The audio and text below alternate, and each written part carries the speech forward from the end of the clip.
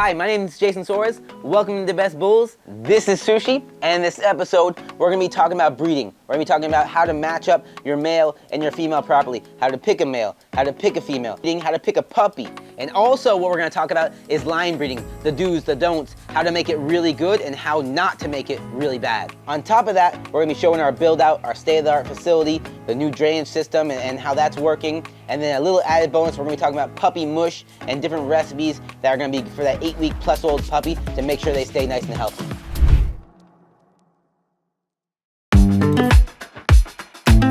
So whether you're doing this because you're a breeder or you're watching this because you are a future pet owner or you want to get a pet or you have a pet, whatever it is, and you want a bulldog, mini, micro, standard, whatever, or something like Sushi, it's very important to understand how to match up male and female, whether you're the one doing the matchup or you're the one looking at the matchup. Now, when you're doing matchups, the goal is to improve the breed in every sense, in health, in temperament, in structure, in functionality. You're trying to improve the breed. And if you're not looking at all those things, then you're doing a disservice to the dog. You want to match up a male and female that are going to complement each other. Meaning, if your female has a small head, you're looking for a male that has a big head. And not only a big head, you're looking for a male that has a big head, that has a good temperament, that is healthy, and that is structurally sound, functional, everything. So those are the things you're looking for. Whenever you match up attributes, they're gonna amplify each other, statistically. So if you match up two dogs that have this ugly stance, statistically speaking, majority of dogs are gonna have that ugly stance even worse because you're amplifying it.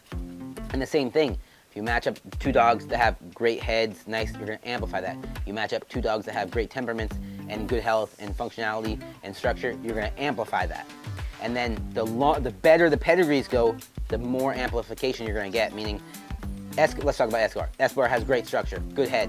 Dad has great structure, good head. Grandpa has great structure, good head. Mom has great structure, good head. So statistically speaking, him being able to pass that gene over is going to be extremely high, and that's why you see his puppies looking so good. So now Escobar, honestly, he's amazing, okay? Escobar, stand up straight, come on. And so with him, he's gonna correct pretty much everyone's flaws in the sense that he has a very nice straight back, very nice rear end, crazy huge round head, no big underbite, so it's just a very flat face, the big rolls. I mean, he's so rolly, and you guys can see now this is not editing or whatever, that he has rolls on his legs. He has a little cut right here. Yeah, he has rolls on his legs. He has rolls on his.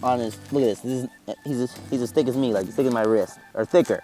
He has rolls on his back legs, and this is his natural stance. You saw me just put him here. He has a very nice stance. Now, if I was being picky, I would say I would always put him with a female where the feet are straight or turning a little bit, because I don't like how his foot turns a little bit out. See how his foot's a little bit out? I don't like that, and that's just me. That's just me being extra picky. Now, yeah, these little things here, but as a whole, this boy is as near perfect as possible. But I can say his only flaw is that his instead of his paw being his foot like straight, which pretty much no one really has, it's a little bit like this. So I would like to fix that. Let me stand him here so you see a good angle. But as far as size, small, compact, as far as the temperament goes, you can't find anything better than Escobar. I mean, he has zero aggression. If a dog gets mad at him and tries to fight him, he will literally run away. And then he's the sweetest boy, super friendly, loyal, and that's the stuff you want. So these are things you want to add to your program, or these are things you want in a pet. So he has all those attributes. He's also health tested and fully cleared, even though I'm not a big fan of the health testing, and I'll explain that a little bit later why.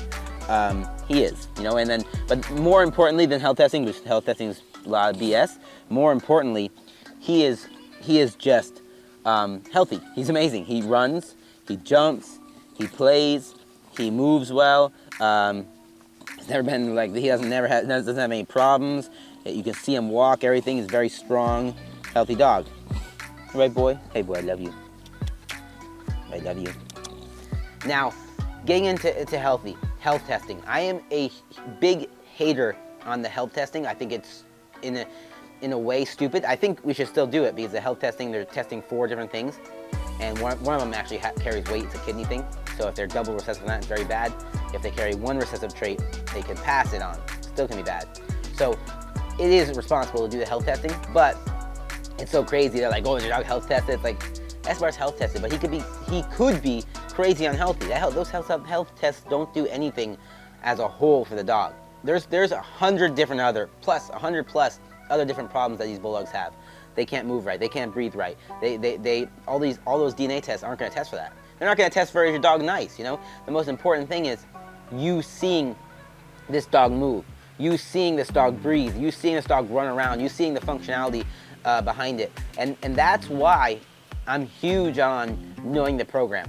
Like, I know my program, I'm not going to promote dogs that are unhealthy, and I'm not going to breed dogs that are bad temperament. So you know, getting a dog from us, that statistically speaking, you're getting a really good dog. Now, if you're going to another person, you're going to purchase from someone else, that's fine. Just make sure that they're running their program properly.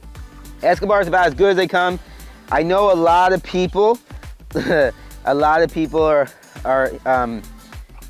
with their studs and their dogs, they edit and stuff like that. You can't edit this. This is real video. Can't edit video, and he's just amazing.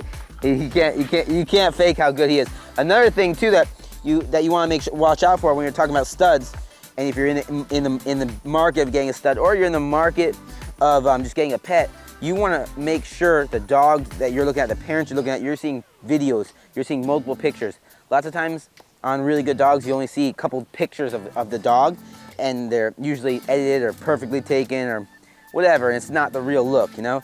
Escobar, I'll show you every angle of Escobar. Like, look, you want to see side, you want to see front, you want to see stand over him, like, come stand over him. Look at this. Come, okay, like, he's just good everywhere. Like, come on, stand. That's Escobar. Escobar, come on. Yeah, see, it doesn't matter what angle you take. The boy is just good, right, Esky? He's just a man. He's just a man. And on top of that, he's my buddy. And I wouldn't trade him for anything.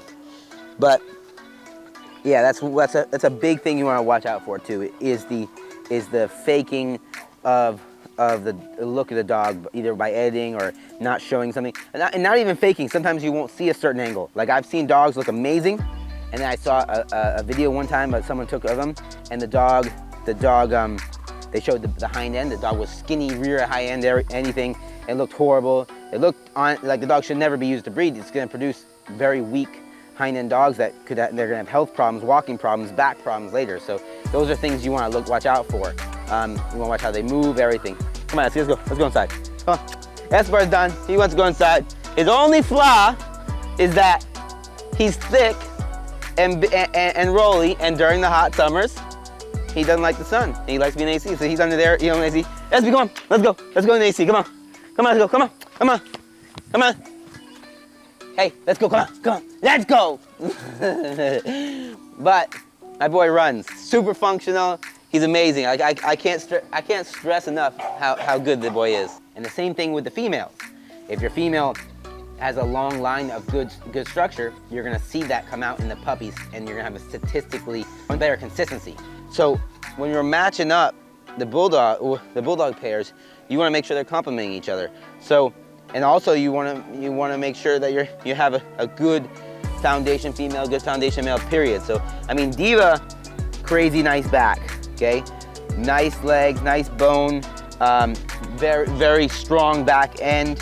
Not a sway back. These are things that you want to see. Now, if we're talking about her flaws, okay, I could say her only flaw would be, and this is a very picky flaw, and it's pretty much every female's flaw, is that her head is a little too small. And the females, their heads are going to be smaller than males. They're females. But that being said, there are some females that are crazy heads, but it's very rare. But so you want to fix that flaw. I want to try to make sure I get a male that has a big, nice head size. And then also, something I'm very particular about is head shape. Now she has her dad is Escobar, has a little bit of that round head, but I want the amplified round head, nice big blocky bulldog head. She has a little bit of narrows out here and doesn't flatten out as much as I like, and this is being very picky. But to be honest with you, if you can't tear apart something you love, then you don't really know how to analyze it that well, and then you can't improve. So I love this girl. She's amazing looking, everything, but we need to fix things. Also too, I think her underbite is a ½ inch too big, even though that's a bulldog thing. They have underbites. Escobar has his even flatter, so he's gonna fix that. And Escobar's very rare in that sense that he doesn't have anything coming out. He's had a perfect face and head. So he's pretty much matches up with everybody and fixes that problem, because that's a problem that's with bulldogs. Her bone is great. Again, I would like thicker bone, but we're talking about, this is a female, and the females you're gonna expect thinner bone, you're gonna expect smaller head. But I want to match her up. She's pretty near perfect in my eyes for a female, but I want to match her up with a male. It's just gonna give more bone, fix the head. Back-wise, she's amazing. She helps out every single male you put her with, but she has a perfect straight back, short back, super strong rear end. That's a problem that's the thing that people don't look at with bulldogs, is the rear end, because it looks bad, one, two, it's a problem area where the dog will now have problems later on in the future, have back problems, have walking problems, all kinds of things. So Diva looks amazing. Also, look at Diva. She's so well trained. She's not trying to leave. I can back off. She's a really good girl. She listens really well. Temperament's amazing. So that's another thing too. Her and Escobar both have that. So it's nothing I'm really worried about. Like if she had a bad temperament, I would want to match her with a boy that has perfect temperament, or she might not be suitable to breed, because maybe she has a little bit aggressive and you don't want to breed aggressiveness. Breathing is perfect. She runs, plays, does everything. Super playful, non-aggressive at all. So these are all attributes and things you want to look for in a dog, whether they're good or bad, and you want to fix and amplify either one. That being said too, if you match a bad-tempered female with a bad-tempered male, now you just amplified it and you have even worse-tempered puppies, statistically speaking. Doesn't mean everyone's gonna be like that, but we go off statistics, because like if you did bad temper, both parents, 6 puppies, probably 4 or 5 are gonna have bad temper. We do good temper, 6 puppies, and grandma and grandpa, good temper. We're looking at all the puppies being good temper, you know what I mean? So that's how it works. But yeah, Diva, stand up for them. She's gonna be a little nervous on here. Stand up. Like, that's another thing too. Everyone knows me now. Everyone's beginning to know me that, come on, I don't hide how the dogs look or anything. Come on, stand, baby. And this is there we go. Nice, perfect structure, straight, everything. You can come over here and look at this angle. The feet too are straight feet. I haven't adjusted her feet or anything. That's huge to me, is those straight feet, and that's gonna actually complement Escobar. His feet aren't as straight as I would like. Again, this is me being crazy picky, but that's just how I am. But yeah, she's athletic, strong, runs around. Come on, Diva, let's go, come on, Diva, come on. She runs around, she's a great little girl. Super playful, never harms anybody. So now, all that being said, we have Escobar and Diva that we matched up, and that's our matchup. And like I said, I won't match up the dogs just because of one thing. Now, Escobar and Diva, they're both insanely nice dogs, the sweetest dogs ever. So I know I'm guaranteed a bunch of sweet dogs that are gonna be great for pets, great for anybody. They are both amazingly structured. Diva is very short, compact. Escobar is very small, compact, thick. They're very healthy. They look amazing, so all we're gonna do is amplify it to like the 10th degree. And the reason I'm saying that is because this is a line breed. And what line breeding is, taking a daughter to the dad or taking a son to the mom. And what line breeding does is it amplifies attributes and good things, and it also can amplify bad things. So that being said, people ask, is that healthy? You're gonna get bad problems. And the reason they ask that is because it's known people that do line breeding irresponsibly are creating extremely unhealthy dogs. For example, if you line breed a daughter to a dad, they're both very mean-tempered, they both have like weak hind ends and stuff like that. Now you're amplifying that to the 10th degree, so now you're gonna get dogs that are crazy weak hind ends and crazy bad tempers and like mean dogs. On the other side, if you do this responsibly, this is how the best race horses get bred, this is how the best dogs get bred, this is how everything gets bred if you do it right. Now on the other side, if we're breeding 2 nice, structured, functionally good movement, healthy dogs that have the look you want, then, and we do the line breeding, now we're gonna amplify that. So on paper and statistically, Escobar and Diva is set for fireworks. It's gonna be amazing. It's gonna be really good structured, nice, fun, healthy, functional dogs. And so now with picking puppies, it goes hand in hand with picking mom and dad. Because if you can pick, if you know the dad, and you know the mom, and you know the dad's pedigree, you know the mom's pedigree, you know what they look like, you know how they move, they know everything, that's gonna be the #1 thing to picking your puppy. Now, once you establish the parents you like, now you can establish the puppy you want based on the look, based on the size, and all those things are gonna add into it. But #1, when picking a puppy, my 3 Ps to picking a puppy are puppy, program, parents. Out of the 3 Ps, the least important is the puppy.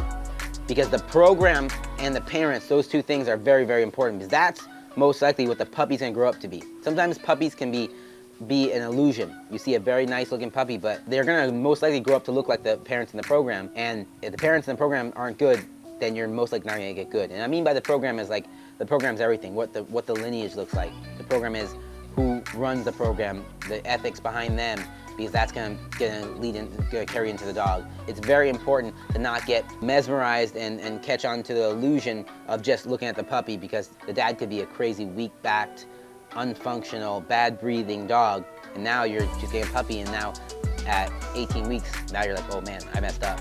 So that's very, very important when picking a puppy, and it goes hand in hand with knowing the breeding, whether you're the breeder or you're getting a breeder, mom, dad, breeding, the matching, complementing, amplifying attributes, and not amplifying the bad things.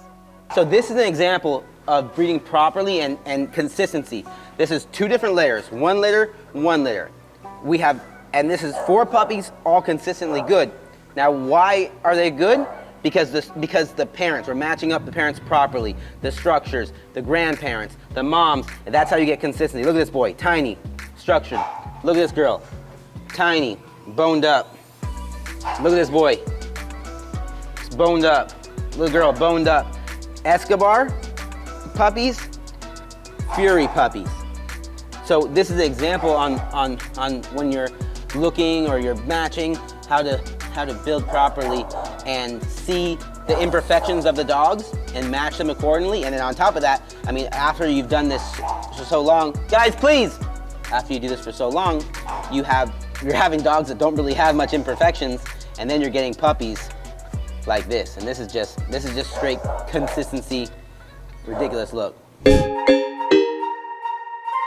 So the DaBestBulls Ranch facility has been going amazing. I mean, it is extremely stressful. I'm my own subcontractor. I'm contracting out all kinds of different workers and everything, and I'm learning a whole different aspect of business. It's been fun, but like I said, it's been stressful. We have the roof getting put on. The roof was sort of put on wrong. Not sort of, it was. They messed up. So they attached it wrong, and we had tons of leakage. They ruined the panels, they ruined the inside, they messed up the foam inside. I had to go in there and fix the foam. I have to yell at them to fix the outside. They had to put new panelings up. They had to paint it. The flashing was done wrong. There's a lot of stuff done wrong. And it's stressful, but guess what? I mean, we got it fixed. I talked to the owner, and he was very understanding, and we got it done. On the good note, that got fixed. On another good note, the drainage system is going amazing. That is now installed, fully functional. We have to do some aesthetic cleanup things on it, but I'm super excited about. That's like my biggest accomplishment in the last couple of weeks. Yeah, so this is the new drain. It's up, functional, not completed. We decided to change it a little bit. This is like state-of-the-art Bulldog stuff. For anyone in the Bulldog game or anyone in the dog world. This is legit state-of-the-art. We don't have it running completely yet, but it's a drain. You see over here, we have, it's not cleaned up. We don't have the grates on there or everything, but those are the grates where all the fluid and poop will run. And then we have drops down into the drain here, which is on a drop. It goes all the way down into the sewage tank that's right there. Now, when the stuff's in there, it's gonna naturally flow. But anything that doesn't naturally flow, I can turn this on, and now I'm pushing the stuff out, and it'll run. And you can see down there, like there's dirt there now just from the stuff. it's gonna push everything down and into our 500-gallon sewage tank. So that's awesome. If you look too, come with me. Hey guys. That's the tank. We have a tank right there. If you look, this is where it intersects. So you can see the water flowing. We have a whole side here too. And if you see, we did the covers so we can cover everything. It also gives us easy access if we ever if there's ever a blockage, a clog, whatever. We're gonna be doing all grass here, so the sand won't be dropping in there. And then this is the pens, and then right here we're gonna fence this off, and it's gonna be the free range area for the DaBestBulls chickens. So that's what we got going on right now. But this right here is legit. This is the $35,000 right here. This drain is $35,000. And the reason I say that is because we put this whole building, this whole overhang, these cement walls, the pad right there just for this drain. Because without that, it wouldn't be possible. Not really the roof, but all the concrete is because it's for that drain. And then we had to do the concrete in the drain, we had to do everything. So literally this drain is $35,000 because we could have just put an overhang and then gravel and it would have been good, but I wanted a real drain to keep everything so it's not smelly, to make it very clean for them. And this is state of the art. I don't think there's anything like this in the world. Definitely not in the Bulldog game, but I'm super proud of that. And we have the pens coming, I think, next week, and it'll be good. And then the DaBestBulls Ranch is friggin' operating finally. You know, right now we're not operating to full capacity as far as, you know, like our infrastructure and stuff, but it's coming together good. Hey, what are you doing? Chia, this is Escobar daughter. What's up, baby? Look at Present. Present, you funny. My little boy. Present, come on, come on. Present, come on, come on. Hey guys, on top of that crazy construction, we dug out for the sewage tank and got that installed, which is huge, 500-gallon sewage tank. We dug out for the propane tank, got that installed. At the same time, we are now grading out and redoing the whole backyard so we can put new grass in, and we grade everything so it's a nice slope, and just going above and beyond because there's dips in the yard and stuff, so we graded that out. And we're just making everything nicer. We're improving the whole facility. Also, we got into cedar. Everyone knows that I'm very obsessive. I had to go to the source. So I've been to the mill multiple times to pick up cedar, to pick the logs I want cut, to the dimensions I want them cut, because we're gonna be doing, like I said, the kitchen. We're gonna be doing the whole walls and cedar planking. Check this out. Custom made, one of a kind, cedar cedar shelving. This is gonna go in the side of our kitchen. It's a showpiece too. We might actually even open up friggin' a cedar furniture company. I love the cedar, I love the look, and this is just gorgeous. Live edge, everything. So we have gotten tons of cedar. Now the cedar is for a bunch of reasons. Now one, it's to do our custom epoxy doors and our epoxy dividers, which are gonna be in between everything. That's gonna be made out of that's gonna be made out of like the 3-inch slabs, like these slabs right here. If you look, the 3.5-inch slabs, that's what's gonna be made out of the divider.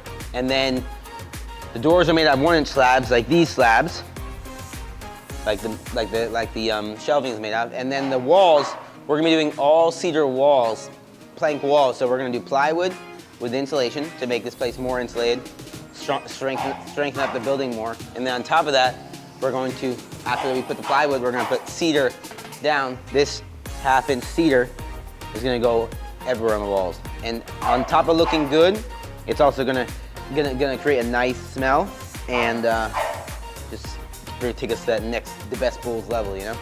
So this is the first door that we have done. Cedar planked, epoxy, black epoxy, sitting flush. This is gonna be what every door is gonna look like.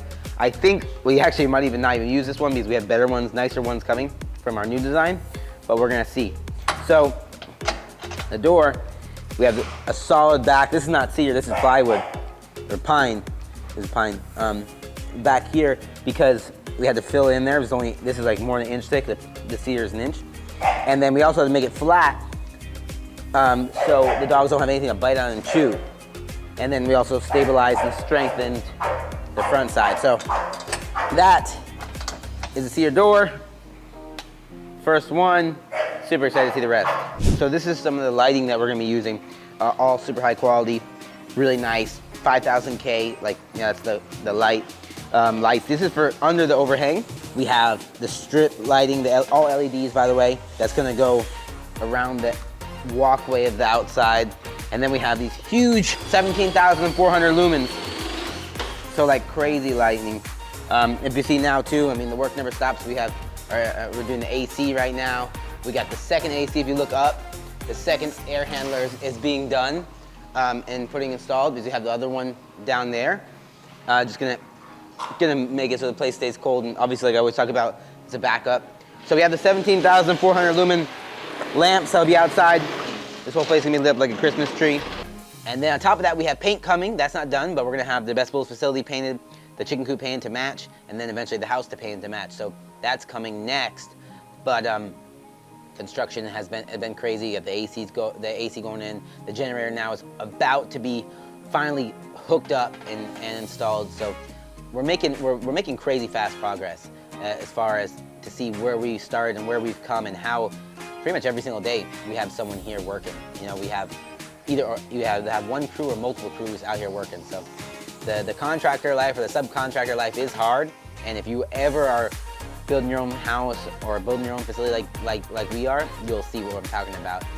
It's constant monitoring, because honestly, no one's gonna do as good of a job as you, and you have to watch and make sure it's done, you know, to your standards. Now, when you get to that, especially for you new puppy owners, when you get a puppy at 8 weeks old, that's the earliest you should be able to get a puppy. Now, they can be very picky, and normally you're not going to give them dry food and they're going to eat just let them go, because sometimes they won't eat it. And so there's a couple different ways to feed them. But very important too is, like, you don't want to, like, oh, he'll eat when he's hungry, because if that dog gets underweight and gets weak, now since it's being a puppy, it's already a baby and weak, it can get sick and all kinds of bad things can happen. So it's very important to keep your puppy nourished properly with food and water. So the puppy progression is to eventually get them to eating kibble, and it's not going to usually be an instant progression. So I have the tools we use to create that. At first, you're just going to want to give them some ground up dog food. All this is our regular dog food mix, ground up fine, and you have that. Depending on how much the puppy eats, you know, will dictate how much you put. Now, so it's the ground up the ground up food. Now, if you mix that with water, you get a little mush. Now, normally, oh, by the way, this is Sushi. She's just helping us. Sushi eats this and eats more. Now, normally they won't eat just this regular mush, because it doesn't taste that good. So then, to make it even better, we add wet food, puppy wet food. We use the American Journey, or we use the Blue Buffalo duck. This is the American Journey. Oh, we use the Blue Buffalo lamb or turkey, and then we use the American Journey duck. Either one's fine. So mix this in there, and now, depending on how young the dog is, you make the consistency a little bit more waterier or a little more dense, depending on how old or how big the puppy is. So that's another mix. But usually, this doesn't even taste as good, so then we add, ooh, Sushi. So then we add the goat's milk escobar, not too much, just flavor. So this is the first level. Then, and we can make it watery or not, whatever, mix it nice. Then, the next level is adding wet the dog kibble that's soaked in water, and it gets very mushy. This one hasn't been soaking that long. The longer it soaks, the more mushy it gets.